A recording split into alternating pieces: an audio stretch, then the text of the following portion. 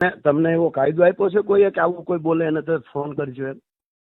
તો અમારે કેવું પડે ને, અમારે લાગણી દુકાન નહીં, અમારે કેવું પડે ને, ટેક્સ કોઈ નો, અમને કેવું પડે. રેસ્ટિંગના માણસો ઘઉં ખાઈ જાય છે, નથી નાના માણસોને મળતા. એવું તો ક્યાંય ના બોલ્યા તમે. હા, એ મિત્રો, તો હું છું સાગર મકવાણા. તો ફરીવાર એક નવું રેકોર્ડિંગ તમારી સામે આવી ગયું છે. તો એ રેકોર્ડિંગ છે માયાભાઈ આહિર. તો તમે આખું રેકોર્ડિંગ સાંભળી લો, પછી તમે કમેન્ટ બોક્સમાં પ્રશ્ન કરજો. તો હાલો સાંભળી. અને તમે ફેસબુકમાં જોતા હોય તો ફોલો કરી દેજો, અને યુટ્યુબમાં જોતા હોય તો સબસ્ક્રાઇબ કરી દેજો. તો હાલો આગળ સાંભળી.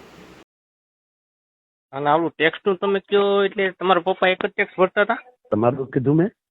કીધું તમે. જનરલ ની વાત નથી કરી પહેલા, કે જે ન કરતા હોય એ ગમે અને ગમે અત્યારે નથી લાગતું તમને કે આવું નકારાત્મક તમને આ મને ફોન કરવાનું કોણે કીધું છે મને ખબર નથી, પણ આ તમારા નામ જોગતો છે નહીં કાંઈ. એમ નહીં, તમે નામ લઈને કીધું, તમે ફોન ન કરો. નહીં, એમ નહીં, મારી વાત સાંભળો માયાભાઈ. તમે એમ કીધું ને, નામ લઈને એક વ્યક્તિનું નામ લઈને કીધું ને, ફલાણા વ્યક્તિ નો બાપુ ટેક્સ. ફલાણા વ્યક્તિ જે ટેક્સ ન ભરતા હોય એ પણ ટેક્સ ની ચિંતા કરતા હોય છે, એ વાત છે. ગરીબ માણસ નો મુદ્દો જ નથી. એમની કેની ઘરે રેડ પડી એમ મને કયો. હાલો, ટેક્સ નો ફોન ભરતું હોય. મેં ગરીબ માણસ ને બતાવ્યું કીધું. તમારો વિડીયો જોઈ લો પેલા તમે, અને તમે સમજો મારી વાત સાંભળો. મારી વાત પેલા સાંભળી લો તમે. સાંભળજો. તો તમને એવું કોઈ લખીને આપ્યું છે કે તમે આ રીતનું ભાષણ કરી શકો? નહીં.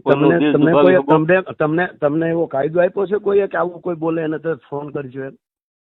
તો અમારે કેવું પડે ને, અમારે લાગણી દુકાન. અમારે કેવું પડે ને, ટેક્સ કોઈ નો, અમને કેવું પડે. રેસ્ટિંગના માણસો ઘઉં ખાઈ જાય છે, નથી નાના માણસોને મળતા. એવું તો ક્યાંય ના બોલ્યા તમે. હા, એ બોલ્યો ને અમારે. રેસ્ટિંગના ઘઉં ખાઈ છે, ત્યાં કેમ નથી જતા કોઈ? એનો બાપ રેસ્ટિંગના ઘઉં ખા જતો હોય, એને ત્યાં કેમ નથી કોઈ બોલતું? મને કેમ ફોન કર્યો તો? બધાને વિવાદ જોવે, તમને બધાને વિવાદ જ જોવે છે. વિવાદ તમે કરો છો, સાહેબ ના બિલકુલ નથી પડતો. તમારે એ ક્યાં કરવાનું? તમે તમારું કામ કરતા હોવ તો તમારે એ ન કરવાનું. તમે અત્યારે તમારું કામ કરો ને, તમે શું મારો ઇજરો